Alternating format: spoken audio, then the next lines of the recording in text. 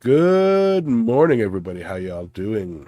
This is Impractical Blacksmiths Sunday Show featuring me, Yamez. We've got Alexis from uh, Texas, and we've got Adam from Australia. See how it all works? Forgive me, I am a little bit sick today. I've got Does a anyone bad else think head it's cold. really funny that like Charlie Kirk Hold just now on, mentioned stop.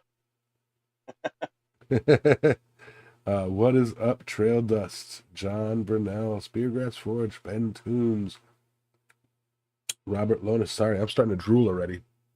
really Friggin' sinuses are exploding in my head. Uh, been up all night not being able to breathe. I need to get out today and get me some nighttime cold medicine. I got daytime cold medicine, but it doesn't do anything for me right now. Uh, Gotta wait till after the show to take it because I took one. It's supposed to be every 4 hours. Fuck my liver. Uh, um, I'm trying to gain the energy to pass the mic over to how was your fortnight, and I don't mean the game. Whiskey. That's a good idea. I have some too. Well, I don't have whiskey. Alexis has whiskey that I've been drinking. Rum you works have better. whiskey. That handle that you left over here. I can't believe it. It's not all gone. It's yours. I ask every time hey, can I take a sip of this? Just drink the whole damn thing. I can buy more. And that's just the I, kind of I, person I am. You leave something here, I don't touch it. It's yours. Hell, I mean, anyway. Jeez, you're polite. You leave the party rules at my joint is if you leave any alcohol, as soon as you leave, it's forfeited. It becomes mine. yeah, that's right. Maybe I'll take that whiskey and turn it into like a hot toddy or something, you know. What is that? A bit of cinnamon and clove and apple juice or something? What all's in a hot toddy? I need to get some rum and do hot buttered rum. That'll make me feel real good. have an Irish coffee, mate. I Rum don't and have any. or an John an Burnell, Anzac. John Burnell says I should not be allowed to drink whiskey. he is he's not wrong. Yeah, but yeah. So again, Who's we starting? go How on is your to fortnight? yes. How was your fortnight? And I will say this. Uh, y'all know I'm sick. Adam's probably down for the count for a bit today too. That leaves Alexis with all the energy. It's like notice how like jumpy she is. She's got all of our energy. It's Yeah, like I actually so. had a really decent 2 weeks, I guess. Worked, well, not quite enough, but it's supposed to be better when I get back from days off. I had my semi-annual doctor's appointment, and of course, I did labs earlier in the month, so I already knew what my numbers were, and finally, after 4 dang years, I got everything perfect. My lipid panel, my cholesterol, everything is right where it needs to be, and so now I don't have to do 6 months anymore. I'm down to 1 year. I only have to do labs and checkup once a year now. So I'm pretty stoked about that. Had it was kind of a rough couple of weeks mental health wise. I kind of went through a patch there for a little bit, and I'm on the upswing from that. So it's not that big of a deal. Let's see. Went to a Halloween party last night.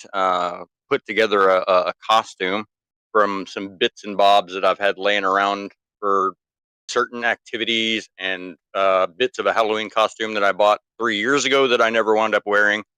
And then I bought the rest of it last night or yesterday afternoon at Spirit Halloween.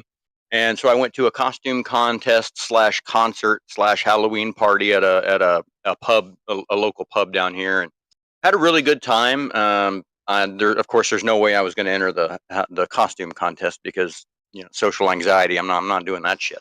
And this one guy comes, he's like, "Hey, you should go up there. You should go up there. You'll totally win." I'm like, "No, no, I'm not doing that. And he's like, go. And I'm like, no. There is a limit to how much panic attack I can go through at one time, and that is going to exceed it. But overall, had a good time. I actually ran into a friend of mine that I used to race with 15 years ago, something like that. I hadn't seen him in about 12 years. He walked by, and I was there, and my ex-wife was about 3 people down from me, because I was there with my ex-wife and her wife, and then my oldest daughter and my grandson. And it was a family-friendly environment. And my ex was like, "Hey, that was so and so," and I was like, "What? Where?" She's like, "Not that guy," and I was like, "Oh, it is. All right." So when he walked back by, I stuck my hand out and I whacked him in the chest. What? You can't even say hi? And he just kind of looked at me with this dumb look on his face. And he's like, "Do I know you?" Like he was it was a kind of a mad, question, because I smacked him in the chest, not hard. I mean, I just, I didn't hit him. I just stuck my arm out so that they kind of his chest and my arm contact at the same time. It wasn't like I smacked him, but anyways, and I was like, "Yeah, you know me." Yeah, exactly. And he's like, I said, "Yeah, you know me," and he's like, "Oh shit, yeah, I do." And I was like, "Yeah, hey, what's going on, man?" I was like, "It's Alexis now, and that's my ex over there, Natasha. You remember her?" And he's like, "Oh yeah, yeah." We sat chatted for about 15 minutes or whatever, and got caught up. But he apparently retired a few years ago. Sold his last dirt track car this year. Actually, he won the Southern Challenge with it in 2016, and it hadn't moved since. So he finally sold it this last year. So. Not that matters to any of y'all, but that was just kind of like the highlight of the conversation or what have you. Had a good time at the concert. Everybody at the concert was going to another bar for another costume contest afterwards, but we couldn't go because we had the Rugrat, which is perfectly fine because we still got back here at like 11:30 last night, which is way past my bedtime. And so that was my last night and all that. Let me see. Anyways, yeah, that's been my 2 weeks in a nutshell, I guess. I did get to forging one of those 1080 railroad spike knives from Atlas Knife and Tool, and let me tell you, oh, they are so far superior to forging just a standard railroad spike. I don't know exactly why, but they move like butter. There's just, maybe it's the consistency of the material. I don't really know, but man, they forge really, really nice. I worked one out, and I'm in the process of polishing it currently. I'll be done with it in probably actually just a couple weeks. I got a little bit more than that, because I actually have to order new belts. But then I started another one 2 nights ago, and I've got the handle and the transition done, and I'm not really sure what I'm going to do with the rest of it, except maybe, I don't know. We'll figure it out. But they're fun to play with. They really are. I'm having a blast with them. And any of you guys that are into pointy, stabby things or whatever, I mean, I'd highly recommend getting a hold of Charles at Atlas Knife and Tool and picking some of those up if you haven't already. Because they are definitely fun. And that is all I have for the beginnings. So, Adam, how was your fortnight? Well, it's really just a week for me because last week I worked, but I have been absolutely, pardon the pun, but I've been hammer and tong, quite literally. So today I actually had so every year about this time of year it's mango season here in the Northern Territory. So it's all the mangoes are ripening, people are picking them and whatnot. So every year this time of year, my local area is a very, very big mango farming area, and so they have the Mango Madness markets, and we were and it's where they generally hold our local markets, the Berry Springs markets. And so I was there last month with the young fella Jake from Freeman's Forging, and go. I said I just knew you were going to say Jake from State Farm. So and he's a young knife maker, and so I've been helping him out and teaching him a few things over the last year or so, but he he always has a stall there, and so at this one's a fairly big one. There was like 90 stalls, and quite a few, a couple hundred people went through the markets. And so last month we were actually invited to set up again and do a full forging demonstration. So this week I spent the whole week in the forge making stock, doing pendants and I made a coat rack, screwed onto some recycled jarrah that I had, and made a key rack as well. Unfortunately, they didn't sell today, but that's all right. I got them in stock now, so I can sell them down the line. But yeah, so I've been literally hammer and tong all week for trying to get stock done. The last 3 days, I've had 4 hours sleep a night, just in preparation. Doing signs and putting prices on things and all that type of jazz. And then I was up at 5 o'clock this morning, getting everything finally squared away, then getting down there and setting up. And then today, I spent all day forging as well, because at the market we did a forged in fire-esque competition between me and Jake, where we both made a blacksmith's knife. We both made a blacksmith's knife from the same Farrier's rasp. So we cut a Farrier's rasp in half using exactly the same materials and forged a blacksmith's knife from start to finish with all hand tools only in 4.5 odd hours. And then we raffled them off. So we had people coming as they come through the stall during the day. They bought, it was $10 a ticket, and we ended up selling something like 35 odd tickets. So and Jake and I split the proceeds because excuse me, the whole idea originally was, even if we didn't sell anything, just selling the raffle tickets, split those proceeds in half, and we still made something. So we ended up making about $175 each, which was not too bad. That's just from the raffle, and of course we made our own individual sales during the day, which was really, really good fun. And then I also had my dad dropped by the stall as well, which was really good to see him, and also. So I felt really, really old this week, and I know I'm not the oldest person on the podcast, and I'm actually fairly young compared to a lot of our listeners. But one of my good mates, one of my good friends, called me on Wednesday, out of the blue. It's like, "Hey, what are you doing?" He goes, "I'm just about to jump on a plane. I'm wondering what you're doing this week." And it's like, "Well, I'm actually in my week off. I'm forging." Working. He goes, "Oh, awesome." I was forging, and he goes. All right, cool, because I'm coming to Darwin to meet my grandson. I went, your grandson? How old's your kid? He goes, oh, my second oldest son's 25. It's like, holy crap. I said, how long ago did we meet? He goes, oh, yeah, I met you just after I got out of the army. That was 2006. And yeah, so I was like, holy crap. I remember your kid was like 6'5" when we met. He goes, yeah, just out of nappies. And he goes, or diapers, and I was like, "Oh my god, that I feel old. He's having a kid. You're a granddad. Holy crap!" So that was my weekly punch in the gut. I get those daily.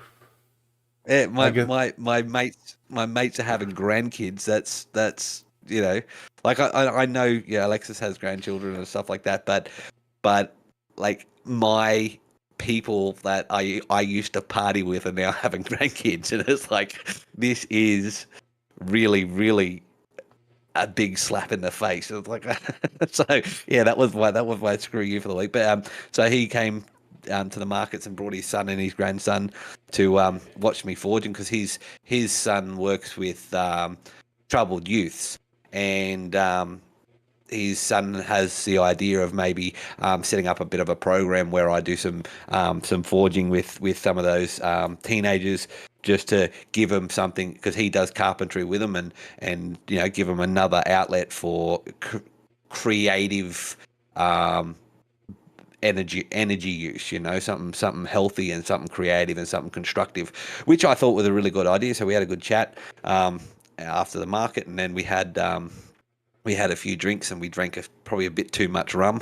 So over the last 3 odd days, I've had about 13, 14 hours sleep. And so I'm running on empty. I'm absolutely running on empty. By the way, I just wanted to say we've had a few people jump in the chat. G'day, Thomas. I wanted to say g'day. We had what is it? David Hastings. It's the first time joining us. So g'day, David. Thank you for joining us. I really appreciate it.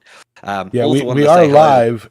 We are live, and Yeah. we are watching the chat, but we've also got our flows. And Yeah. I also wanted to just remind you to say g'day to Tim, our resident lurker. We know he's in there. Hello to the lurkers. Hello, Bill Corey. Good to see you. I try to make a point of saying g'day to Tim because we know he's there. He doesn't chat much, but we know he's there. So I just wanted to recognise that he's there. Yeah, I was going to say the same thing. I was going to shout him out too. And thanks for being a cool dude. Yeah. Yep. So I'm actually looking forward to going back to my regular job just so I can get a break from working. So because this week we actually had another heat wave, so it's been 110 plus degrees Fahrenheit or over 40 degrees Celsius here, and even today, today was a little bit cooler at the Very Springs Market, but it was still 37 to 39 degrees, so that's just shy of 110. I think it's about 100 and odd degrees to 108 today, and so it was really I will really say hot. I miss the heat. Oh, there he is. Yeah. Yep.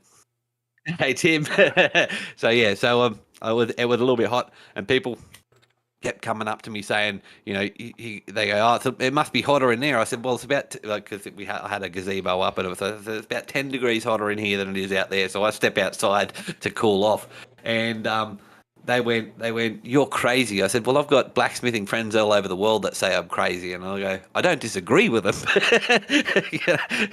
And they go, it's a hot job to do up here. I said, yeah, well, you can only get so hot, so at the end of the day, it's good fun, and we had dozens and dozens of people coming through and watch the forging and get a little bit of an education. And surprisingly, I only got 2 comments today of people saying, "Oh, this is a dying art." It's like, well, not really. It's having its renaissance at the moment, and it's a lot like glass blowing, or hand carpentry. It's not an essential trade that it used to be, but it's now more artisanal. It's more artistic, and people like that handmade uniqueness of this is the only thing like this in the world, and they're like, oh yeah, that actually makes a lot of sense. I said, yeah, when you buy something from a local artist like myself, you're getting a unique piece. You're getting an absolute one of a kind.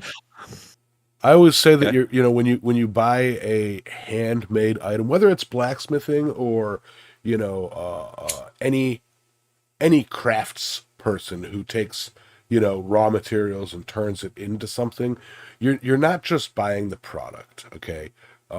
You are, like, that is the main thing you're buying, but you're buying a story, okay? Think of the pieces that you have in your house, okay?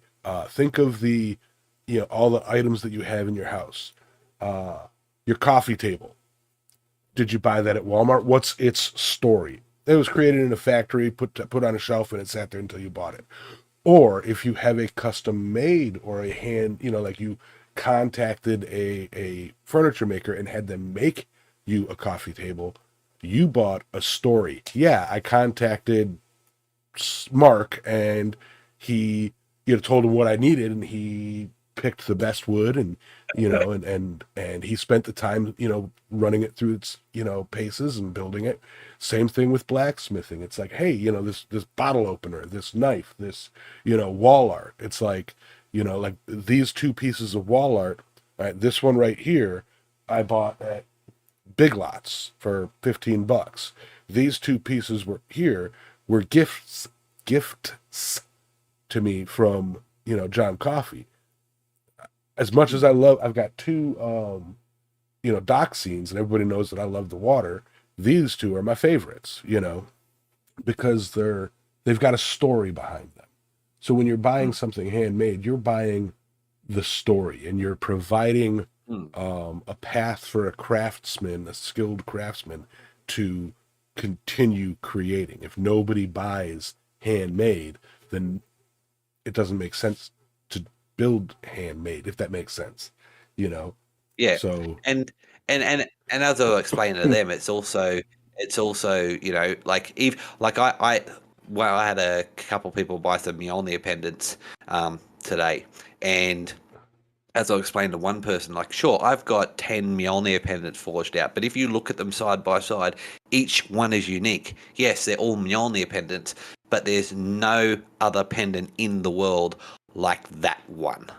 It is 100% unique, and yeah, and with mass production, you know, they're all the same. You they're get one, you stamped get 10. out, or they're stamped out, or Yeah. they're built from a mold. Speaking of, Well, yeah, or a cast. I'm sick, so I'm not even going to try to say it. My freaking mouth will not twist right. I got one of those pendants that I've been working on for you. I still got to clean it up, but it's a Damascus Oh, pendant. nice. I think I started it Yeah. like 2 years ago, but you guys know I've been in and out of the shop and not getting much done. Typical Yabez, it takes you forever to finish something. I mean, it's forged. It literally just needs to be, edges cleaned up and then polished and then acid etched, and that's it. Then it's ready. Like, it's done already. Just, finishing it. That last 1% is the hardest. I was gonna say it's a running joke with you that Shut we've up. got you've got projects that you started 8 years ago that I are still can't. sitting I in can't your wait workshop. to finish my octopus. Yeah. But Yes, you can wait because you've been waiting for a year. Yeah.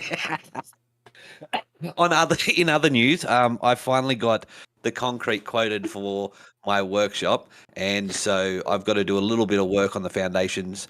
But that should be by our next show. That should be poured and setting, and basically just wait. And then so a couple of weeks time, touch wood, I'll be in my new workshop down the front. And my friend that I said I saw and caught up with today, he's 100%. He's like, dude, you got to start making videos again, and you got to start, putting out content. I loved watching your content. He goes, I'd never, he goes, I'm not into forging, but my son is, and I met his son. He's a good bloke, and he goes, he goes, you got a gift. You need to do it. You're obviously passionate about it. You need to get back into it. It's like, yeah, well, I haven't really been comfortable doing it in the little space that I have. I sort of still do some live streams, but I do want to get back into long form content. And once I get my workshop, I'll be able to do that. So, yeah. So that's been my week. I think I'm getting, and to go in with we're all sick.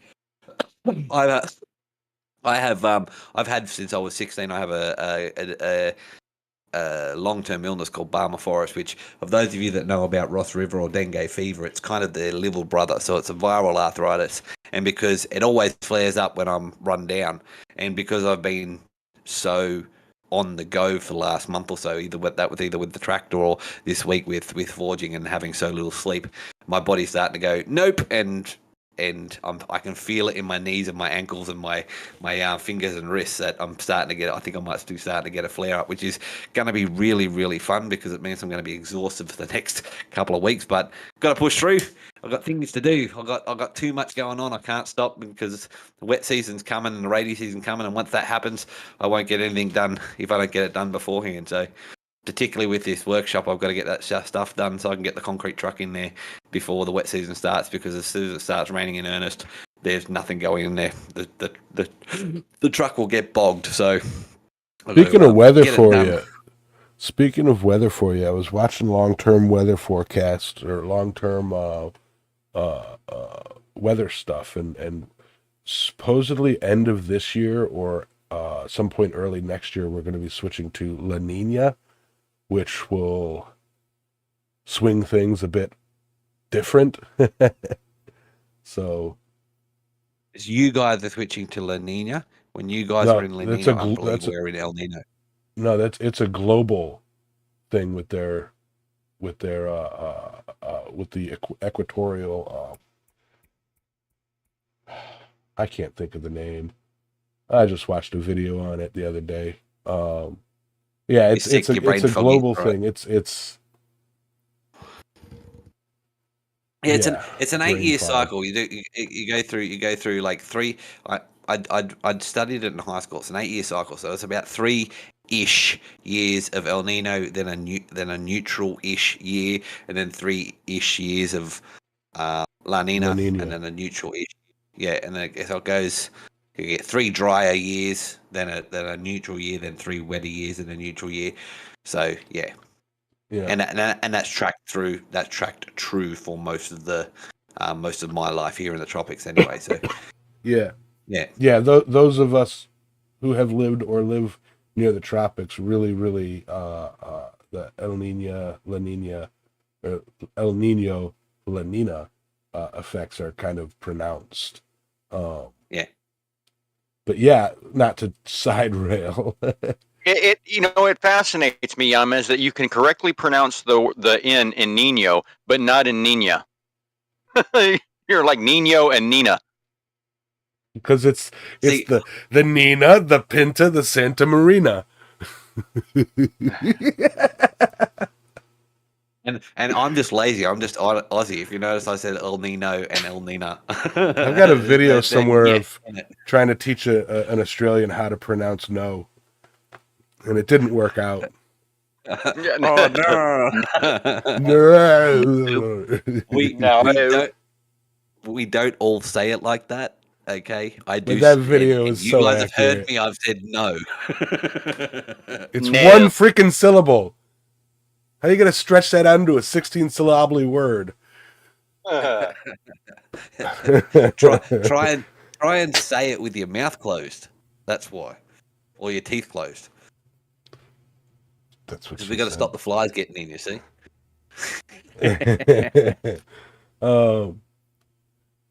But yeah, I mean, I actually got out to the shop this past week or last week or What? I don't know. Time has been. Oh, shut up. No way. No lit way. lit a fire too. Holy crap! What has Held a never hammer seen and it? everything. Now, if y'all can't tell, I'm sick. I have been working my butt off. Lot of stuff that I've got going on. Most of it, if not all of it, is out of the shop stuff. I'm still breaking up that safe that I was talking about a couple weeks ago. Yeah, I remember where my shop is. Had a You big found it under all the dust. Yeah. Had a big job. The job itself was 38 man hours just for that job. I can't wait for that that check to come in. And in addition to the other jobs we had that week, but no, it was 30 anyway. And then a whole bunch of other stuff in my Decent Gamers thing, and the D&D 721 project that I'm working on. Just busy. After this show today, as sick as I am, I have to sit down and finish editing and adding background audio to the 6th episode of our D&D podcast. Which once we get our guest appearances and our secondary events going on for that, I do hope to invite you on, Adam, for a playthrough. But yeah, I would like to note just a quick little side thing that I noticed throughout this show. I don't know if it's because of our subtitle or our tagline or whatever that we're all sick, but I'd like to kind of throw a thank you out there and an acknowledgement to our core group of listeners and viewers here on Island Metal Forge Impractical Blacksmiths Sunday show. We've got a super strong core that, of about 15 people that, every Sunday that we're live, they're here joking and hanging out with us. And we have just broke it has been slow, admittedly. I'm celebrating these numbers, but remembering previous numbers. So it's like, okay. But, to our community, it's kind of a cool deal. We currently have 25 viewers, I believe, if I'm reading that correctly. No, 17. We had 25 viewers at one point, and that's big. Big boost from Three the or slow four. period. Yeah. Well, no, Yeah. I don't think we've ever been that bad. Even when I first started doing live streams 6, 7 years ago now. I don't think I've ever had that feed. Ben Toombs was one of the first, and he's still here putting up with me today. You know. Yep. Yeah, we do. We do love you. We love you guys. I look for like my when my friend was around tonight. You know, his son was trying to get him to leave, and he goes, "Oh, what are you up to tonight?" I said, "Well, I'm staying up because it's my work changeover, but also I'm doing my podcast tonight. You know, it's I look forward to it. Sunday is my night to sit down and jump in and chat with you guys and girls and talk with you guys in the chat. This is my weekly catch up with family. You guys are my you guys are my blacksmithing family. So this is my chance to catch up and have a chat and de-stress and talk about the week and share thoughts and ideas and just chill for the fortnight ahead. This is a rounding out of my fortnight. So I do appreciate you all as well. Yes. Yeah. I just noticed that and wanted to bring it up. Yep. I usually have more energy, so it was good to see some classic names. Paul Fontanini. I'm so sick. Paul Fontanini in the house. There. Yeah. But yeah, it's as for weather here, I mean, it's not supposed to rain today, but it looks like it's going to rain today. It's been a beautiful week. Yeah. I'd like to also address. I believe that somewhere there is a group of people getting stuff together for John Norwood over in Hickory, from Hickory Forge in Hickory, North Carolina, who was severely affected by Hurricane Helena. I don't have that information. I was told needed to call Robert Robinette, but I haven't seen him in the chats. I have not had the time to sit and take care of anything. I don't have the reach that I once did to do something on par with like what we did back in the day with Operation Seth. But yeah, so if anybody knows about a group getting together to help people over in North Carolina, feel free to drop that in the chat or into the Discord here, and we can drop it into the chat. But yeah, that's an ongoing thing where there's stuff that's an ongoing thing. And yeah, I was what do you call it? I follow one of the people I follow on TikTok is Greg Biffle, and for those of you that don't know, that he's I don't know if he still NASCAR races or driver. not. Yeah, he's a NASCAR driver. I don't know if he he's the still races Sharpie or not. car, or he was the Yeah. Sharpie car. And Yeah. well, anyways, he lives over there, and he was out in his right after the hurricane, he was out in his little chopper, flying around and rescuing people because he's got a small chopper, so it can land in places where the big ones can't. And he was out there, snagging people from the mountain and bringing them down to town and stuff like that. People that were stranded, and just flying around his place and whatever. And he'd mentioned that he was told that they would be out of power for probably close to 6 months. Yeah. I was like, damn. Now, I mean, obviously Greg Biffle can afford a generator, I mean, like it's not going to be that big of a deal for him, but I mean, like, but the rest of the people in the area, like they're not going to have electricity for like 6, because, all the poles are gone, everything's gone. And so they got to, completely rebuild the infrastructure. And I mean, it just boggles my mind. Yeah. Billions from damage.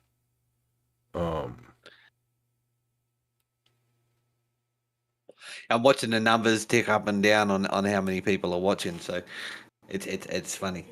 Yeah. That's interesting.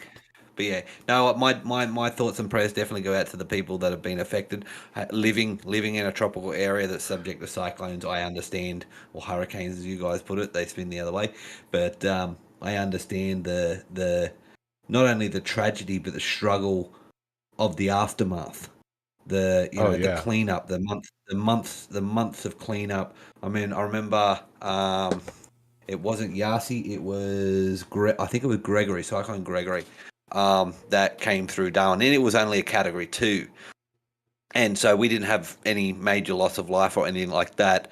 But it knocked down trees and power lines and stuff like that, and I still remember. And again, it wasn't a major one, but it still took 3 or 4 months to clear away most of those trees, to repair the damage, to get things up and running again, and so I understand the struggle of the people that are going through, and so my thoughts and prayers do go out to them, because it's tough, and and I don't, and not just going without power. I mean, we yeah, sometimes we take for granted when we're living well of just how essential. Like, for example, when you are without power, you have to do your shopping every day or every 2 days, um, to keep food on the table, because you can't refrigerate it.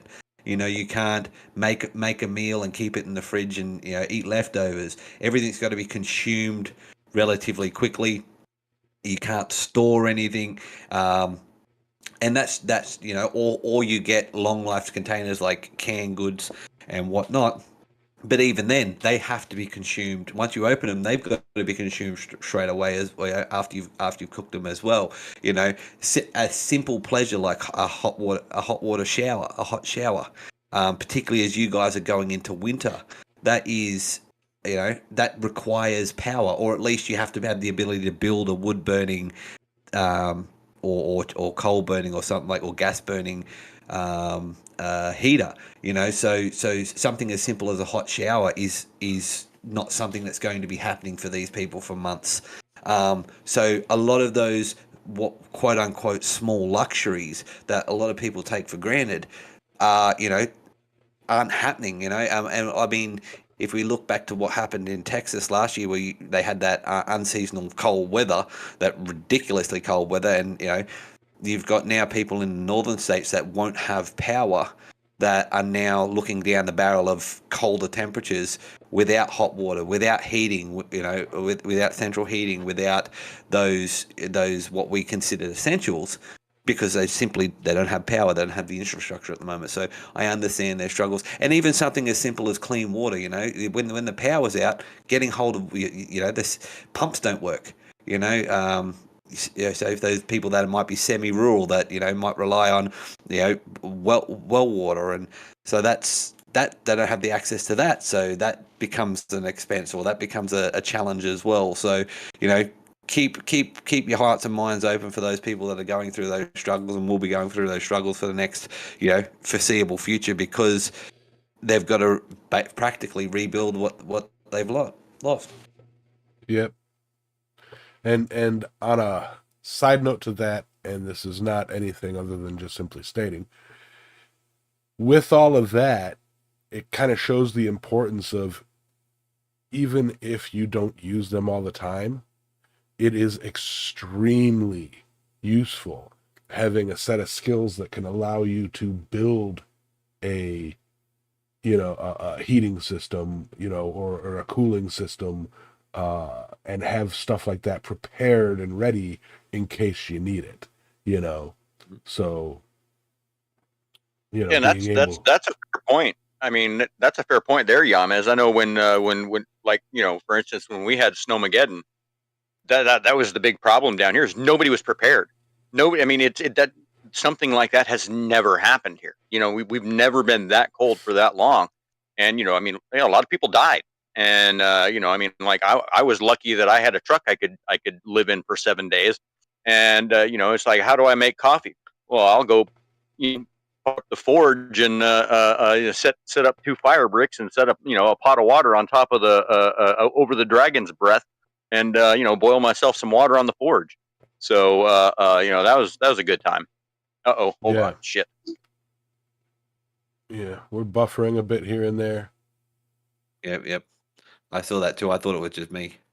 But yeah, but and that's the thing. So like I've actually been when one of the plans I've got going forward when my workshop is built and I've got the concrete is I actually want to put a water system and stuff like that. So I'm going to do a series of videos on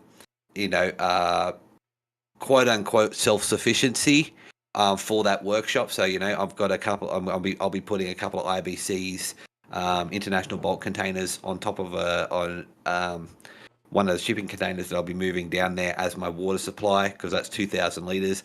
But I also intend on building a hot water system, which is called a hot ditch, which can use charcoal or kerosene or a little bit of diesel or something like that in a small container that will actually help heat water. So it's really cost efficient, and I used one growing up. So a lot of people would think a big donkey, which is like a 44-gallon drum. This is a lot smaller, a lot more compact, and a lot more fuel efficient. I want to do a small series on building one of those, because I want hot water in my workshop. Because it's always nice to have a nice warm shower after working in sweating your ring out when you're forging. So and hopefully that goes towards educating people on alternate systems for when things do go wrong. Don't get me wrong, I'm not a prepper, I'm not a disaster theorist or anything like that, but I do believe personally in having some sort of self-sufficiency when what is it? Shit, it's a fan. SHTF. So, because I live in an area of the world where every year we come to expect that something might happen. We haven't had a major cyclone hit Darwin since 1974. We've had what I mean by major is category 3 or above. We haven't really had a major cyclone hit Darwin since 1974, but every year we prep and expect that, because that's the region I live in. We had, for example, Cyclone Yasi, hit the Cairns a couple of years ago, and that was a category 4/5, and that did a hell of a lot of damage there. So, I live in a region where that's expected, and so these things are applicable anywhere. I mean, imagine Snowmageddon, where the power went out, being able to have a hot shower, or at least the ability to heat water, like Alexis did on the forge. Not everyone has access to a forge, so something as simple as a hot ditch might help people in that type of situation. yes. I don't know if Anyway, we lost the chat or what, but nobody said anything. yeah. I just got sorry, everything just kind of went haywire there. I got a dispatch for tomorrow, and I'm like, that's not cool. I'm closing on my house tomorrow. Oh. Yeah, I was like, because I hate when that happens. Yeah, no, that's news. Yeah, I'm closing on my house tomorrow, so there's that. Getting the deed transferred to my name, quick deed or whatever. I don't. I've never done this before. I mean, like, I've bought a few houses, but I've never actually paid one off. So this is a whole new thing to me that I'll get to go through at the courthouse tomorrow, and then refile the homestead, because it's been 5 years since I started buying the place, and yep, refile homestead tomorrow, do the deed, and yeah, that's the long and short of it. So, and I just now texted the boss. I was gonna say that's wild to me. Like, okay, so to give a bit of context, right? My property and house cost me just shy, or just over $500,000, all said and done, right? I have never heard of a place in Australia for under 150 odd thousand Australian dollars, right? And those places that are like that are in small country towns that are dying, or like they're places that are practically, they've had a mining boom, the mining areas collapsed, and people are moving away, and just it's a fire sale. Most places are at least $250,000 plus. The fact that you've paid off a house in 5-6 years is absolutely mind blowing to me, because I've never heard of anyone apart from really wealthy people that have ever done that sort of thing. That's like being able to buy a house and pay it off in a few years is just like, what? I mean, but I mean, my house is only 60 grand. I mean, it's like what, just under an acre, and it's a double wide trailer in town. With city hookup, city sewer and water and all that stuff. But yeah, it was my place is only interest free loan. It would, if I had cash, it would have cost me 50. But since I had the previous owner, it was owner finance. Since I had the previous owner finance it, she did $1,000 a month for 5 years.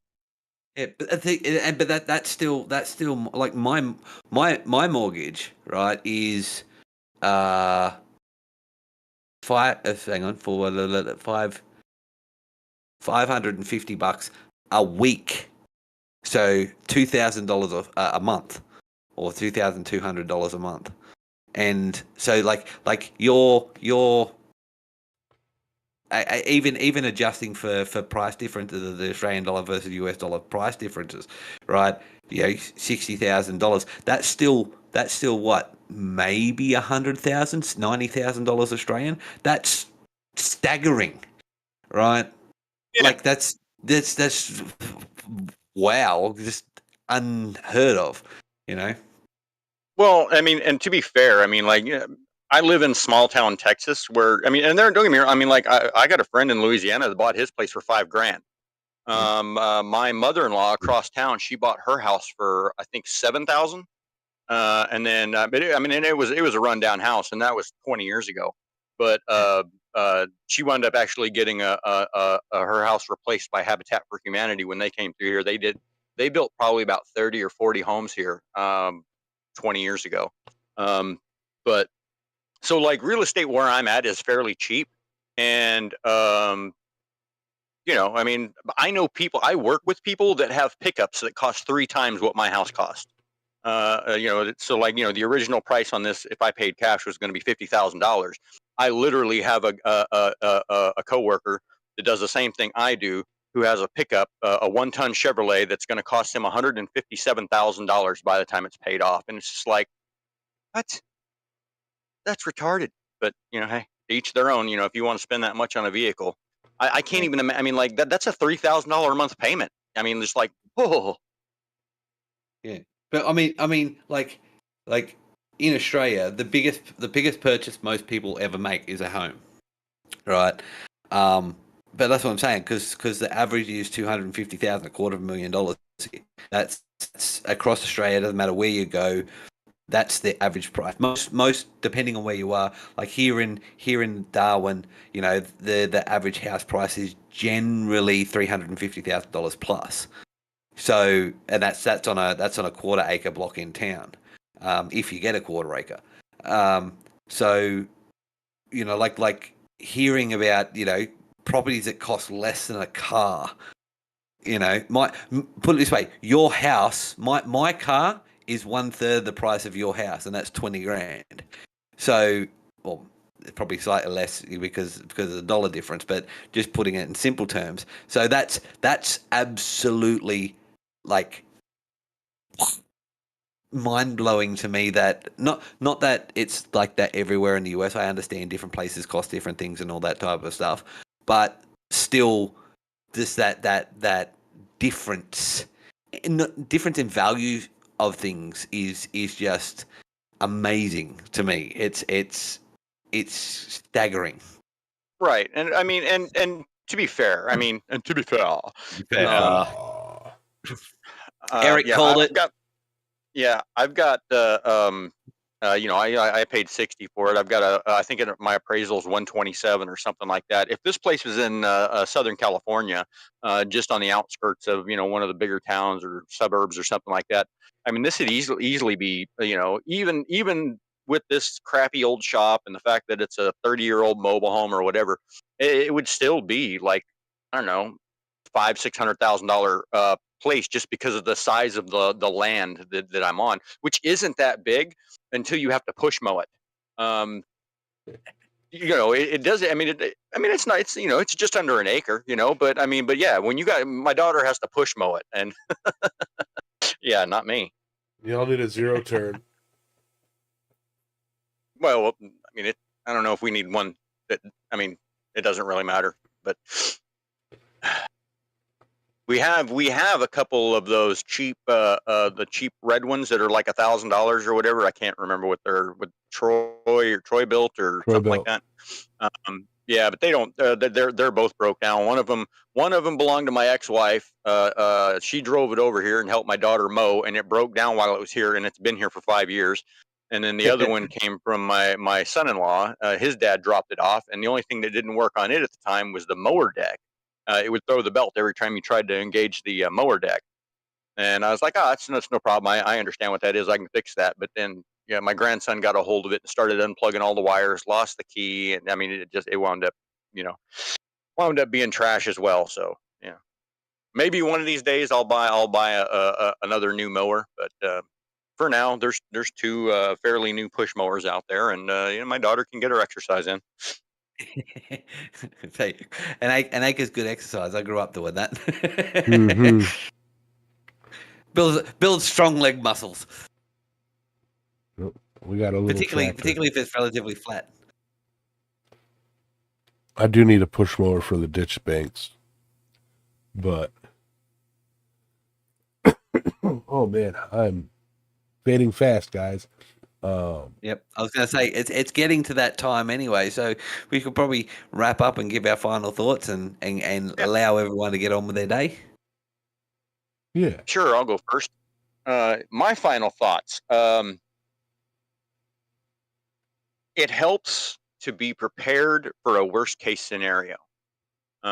Me being having the social anxiety that I do, whenever I'm out and about, I'm always prepared for a worst case scenario. I've got this list of things that might happen and this list of how I would handle each one if they do.